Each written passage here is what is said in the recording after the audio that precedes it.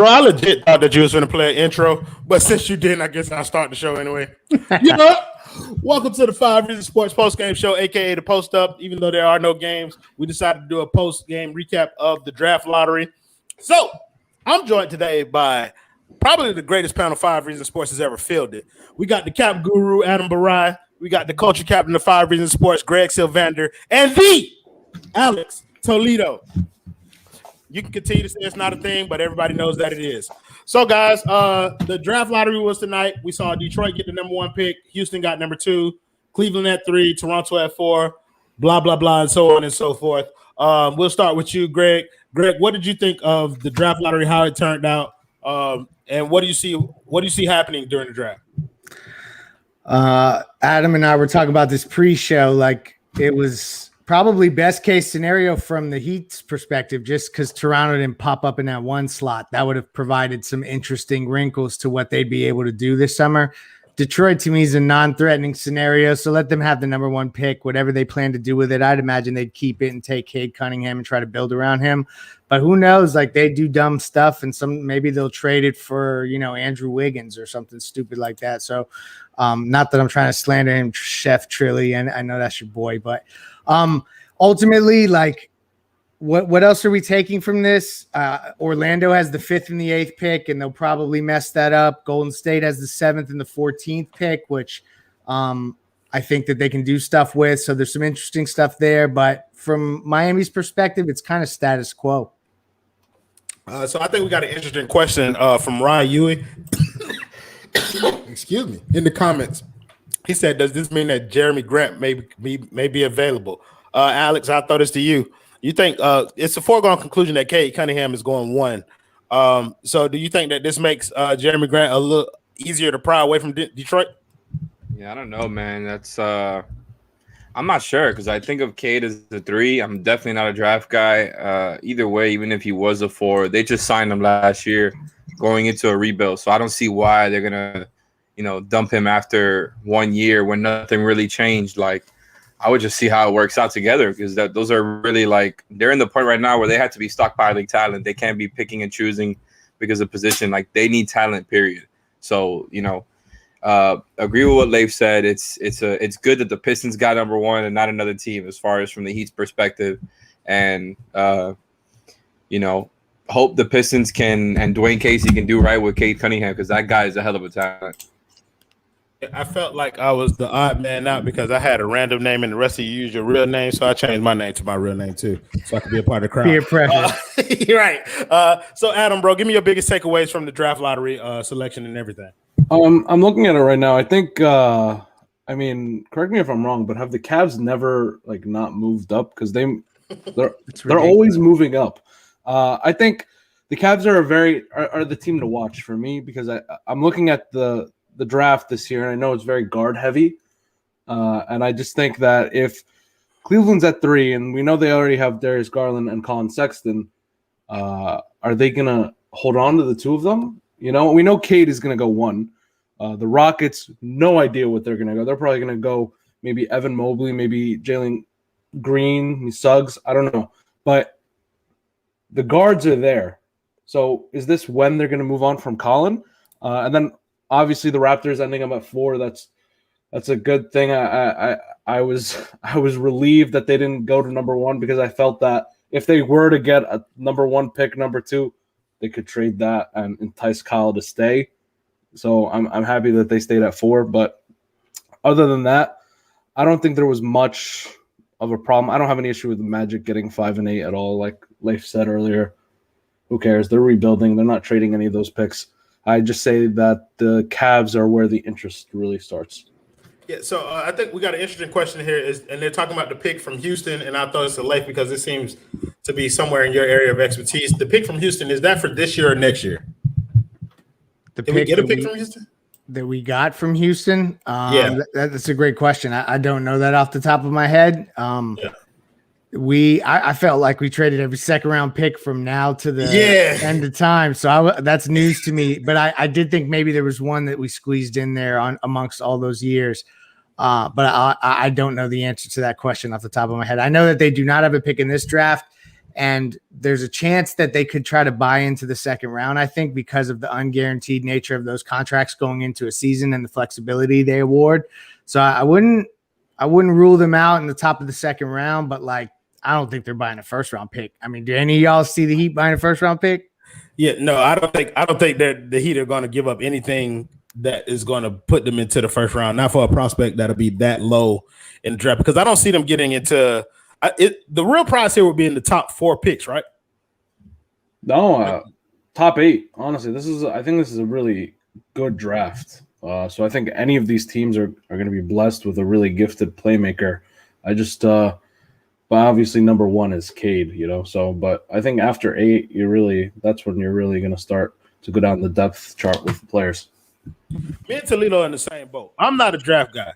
I usually don't research players until after they get drafted by the Miami Heat. And other than that, move. Yeah, I don't really do a lot of useless research. Yeah, but Greg, you also have insight. Like, you gave them previews into Duncan Robinson and you gave them previews into Max Strus. So who is your player that is not on the board right now that somebody Heat fan should be looking at? One of the names that you've been holding on to. Yeah, no, that's the dude out of FSU, guard MJ Walker. And I honestly, like, I'll be really honest with you guys, I haven't watched him much. I haven't done a lot of research. It was just a name floated to me from the same places where the Max Struses and the Duncan Robinsons of the world get floated. So I passed it along.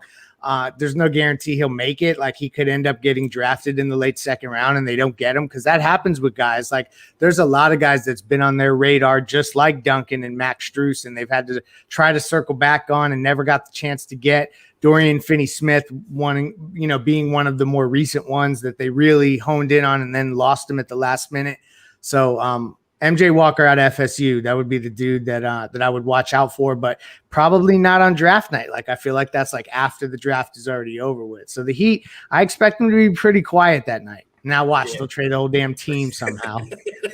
Because they can, like, they can pick up those team options and they can get active. Like, the ability is there. I just don't see it happening.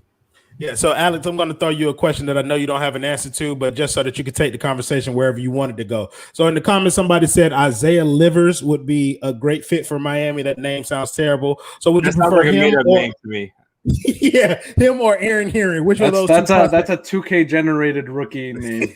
You just gave me 2 different 2K generated names. I don't know either of those guys. I know the top like 6 guys, and that's about it. Usually, like, when it comes to not being a draft guy, I usually start getting into it around March Madness. I just didn't really get into it this year, man. Like, I know the 6 main guys, and I think the 6th one is the one that's been kind of going up the charts lately, is Scotty Barnes, I think his name is.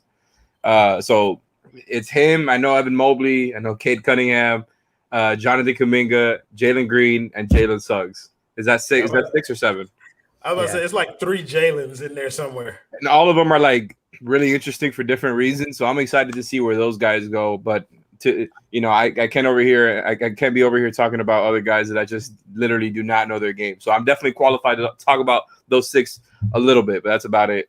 I got a question. So the Heat would have picked 18th, and that pick's going to OKC if I'm following this correctly. Tankathon.com has a Baylor's point guard, Jared Butler, a 6'3" point guard. Let me try to click on his stats. I don't know anything really much about him. I guess my question is this: are we going to look back at this draft because of its depth, and we are going to look at that 18th pick and say, damn, the Heat could have found a contributor? Or is it going to be kind of how we looked at this year's draft, where it's like, yeah, there were some names, but nobody where we're like it would have changed the outcome of that series? So I think, to answer your question directly, because like Clutch said, like, the top 8 guys are the real prizes in this draft. So we're drafting at 18. I don't see us getting a player that we regret not having until it's like 6-7 years down the line and he blossoms into an all-star or something like that. So I don't think Miami has any regrets about missing out on this draft, considering that they wouldn't have been in the running for any of the top guys, or like the core set of elite players that are essentially coming out of this draft. Adam, you go ahead and give your thoughts on that. Yeah, I mean, so just to go back to what Leif was saying earlier about them being active or not being active, I kind of disagree. I think they're going to buy a second-round pick or 2, just because if there's going to be a lot of turnover around the team, they're going to want to make sure they get the guys that they want. And they're going That's a good point. They're going to try to make sure that those guys, don't get taken up. So I think I would watch them buy second round picks this year because of all that turnover that they're going to have. And I think we both agree that they're going to have quite a few veteran minimum contracts this year if they're picking up Goran and Iggy and they're trading them if they do the things that we expect them to do. So they need to fill up the roster somehow, and in order to make sure that you do that with the guys that you want, you have to buy picks. So yeah, so I think that's interesting because Miami has had more success in terms of finding undrafted free agents than they have in terms of like buying second round people or getting players in the second round. Alex, I thought is that like an avenue that you think Miami should explore, like buying into the second round, or do you think that they can just do what they've been doing, find an undrafted guy and turn him into a prospect and flip him later on? Well, I mean, the thing is, I guess, is I wouldn't be surprised at all if they bought into the second round, but I'm not exactly sure what it is you're using to buy into the second round, so I can't speak for that part as far as whether or not they got it. I mean, Adam's over here talking about money. I guess if Adam's saying it, I believe it. Yeah, they just pay cash. And I don't know, did they use up all their cash in this league year? I don't think so, no. Because they can just wait until the new league year on August 2nd, and then they can send cash for picks, and that's that can easily be done. Yeah, you have up to 5.1 or 5.5 million cash that you can use to trade. So second round pick's probably going to cost you $3 million. Right. So Alex, this kind of stream is set up into two different sides. You see the left side are the people that know what they're talking about, and the right side are the people that are here for aesthetics. We're here to make the podcast look pretty. Exactly. So that's what's up. Yeah, that's why I'm throwing you the softball questions. You know what I mean? You just stand there and be cute. So Alex ain't laughing. Wow. It's okay, bro. Look, if you want to talk about those six guys, let me know. I'm interested in those six guys. That's about it. I have no interest in those six guys. If Miami's has no chance of trading up, I have no interest. Well, you don't have any interest, but since Alex does, we'll talk about him anyway. So let's talk about Cade Cunningham. He's a 1 or 4 or 2 or 3 in the NBA. Pretty much 6'8", 220, can do whatever he wants. What position do you see him playing in the league, or what position do you see him excelling at in terms of playing in the league? I mean, I said earlier that I think of him as a 3. I'm definitely not 100% sure about that, just because we haven't seen what type of body he's gonna have yet, but it seems like he has like an NBA ready body. I think he's listed at around 6'8", 220 last time I checked it, and that sounds like a 3 to me, especially somebody who hasn't grown into his body as far as physically. I think he's going to play a 3 in the league. He seems like somebody who can score all 3 levels, who can play make. The guy's IQ is off the charts. Like, watching him play is like, oh, you get it right when you start watching. It's like, oh, this guy just kind of plays ahead of everybody else. And not only that, he's got the size to kind of see over defenses and constantly make defenses pay for whatever they're doing. Like, the guy is out there reading and reacting, and he just kind of has all the tools you want. Maybe he's not the most athletic guy in the draft, definitely not, but I don't know, man. And I think that's why he gets the lazy Luka comparisons, because like Luka's not really looked at as an athlete, but he's 6'8", and it is lazy, but it also is true, because it's like when you have somebody that's at that skill level where it's like so ahead of everybody else skill wise and has that size as well, I think he's going to be the runaway draft pick, and I'm really excited to see what he's going to do in the league. Although the Pistons they're going to suck next year, so he's going to get a lot of reps.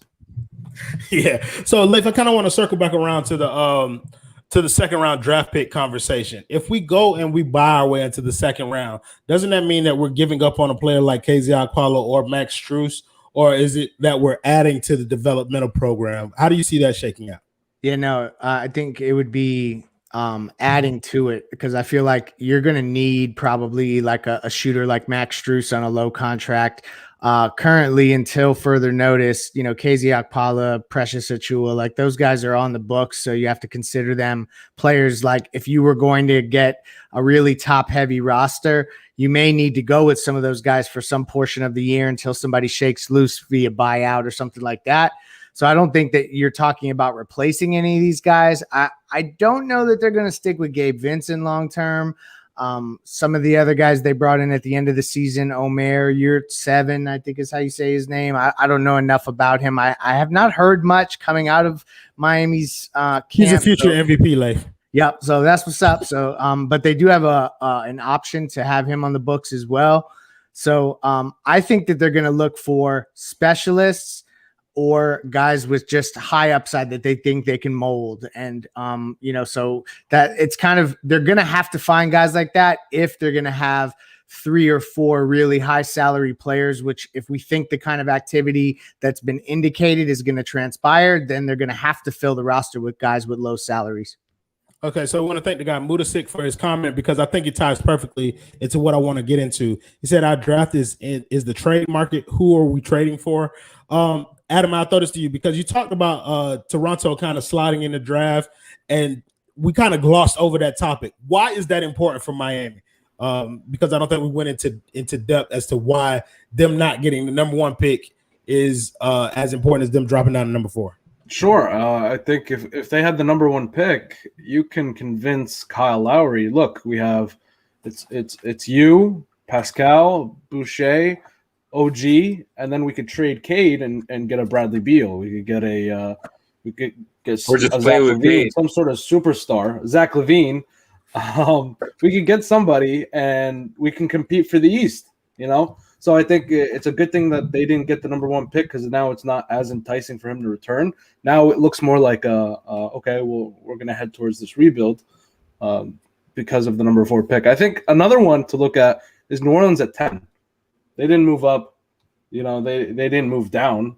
So they're in a position where it's like no man's land in a sense, where they don't have a top pick and they're sort of in limbo in a sense where we don't know what they're going to do. Are they going to, if they trade up, that means they might be looking at a soft rebuild around Zion.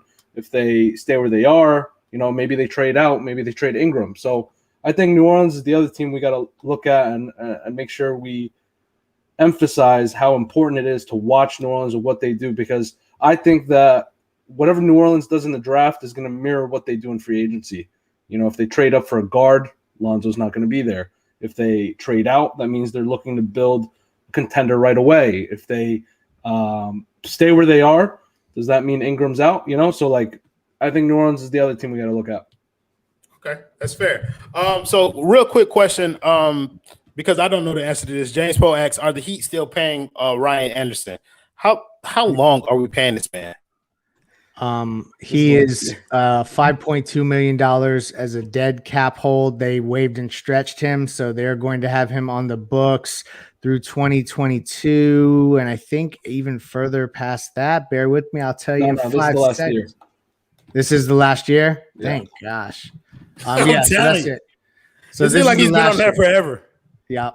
So they finally will get that behind them. But that's a good question because that's $5 million that they're, that is directly impacting their ability to spend if they were going to be a cap team. But obviously it doesn't look like they're going in that direction. I do have a question for the panel as we get close to the end here. Let's say Kyle Lowry ends up in Philly somehow. Let's just say that they figure out a way to get Kyle to commit to going there because they're desperate to keep Joel. Just play with me, right? So Lowry, this thing that we've said is in the bag. Every roster, thing we talk about Lowry as if he's already on the team. He's no longer available. So in my opinion, I think probably Miami's next target would be Spencer Dinwiddie. That's my opinion in terms of a guard. I'm interested to hear your guys' viewpoint on that. And how good would the other player have to be? I guess this is where I'm going. If I'm telling you that your offseason is Lowry and Bobby Portis or John Collins and Spencer Dinwiddie, which one are you doing? Oh man. Oh shit. I think I'm going Collins and Spencer Dinwiddie because it kind of merges both timelines seamlessly.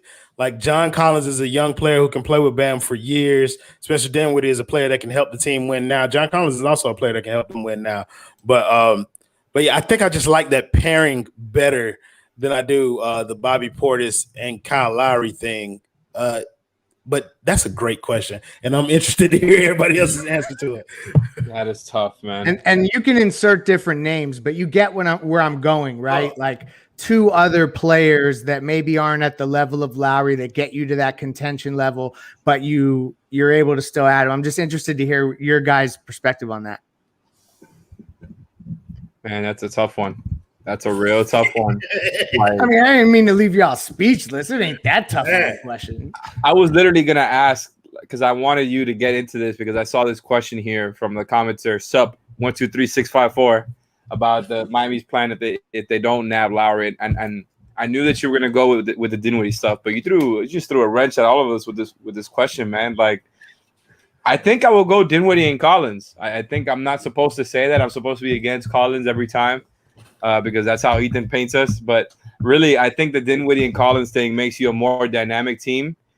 But then, like, when I'm saying it, I'm like, don't be stupid. Just don't piss off Jimmy. Go after his guy and go for the win now stuff and try to get a second guy, a few months down or whatever. I think it's really tough though because, like, I guess it depends on if you believe Dinwiddie's going to go back to playing at that level that he was before. Because or if he's going to stay healthy, because he has an injury history. And you're talking about two guys in Lowry and Portis. Portis came off a really good year with Milwaukee, and Lowry is seemingly never injured aside from this past season. But like he's always ready to play. Dinwiddie is hurt often. I'm sorry, I didn't mean to cut you off. It's tough. Adam, go ahead and kind of round this out.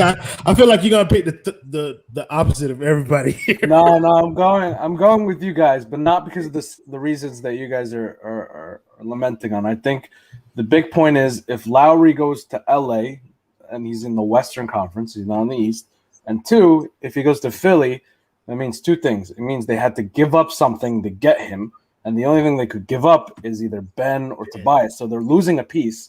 And the other thing is, if they trade for Kyle Lowry, their window is 1 year because Joel Embiid's free agency is the following year. So they need to win that 1 year. So I'm fine with that move if Philly makes that. And I don't think they're a championship contender with Kyle Lowry. So that's my answer.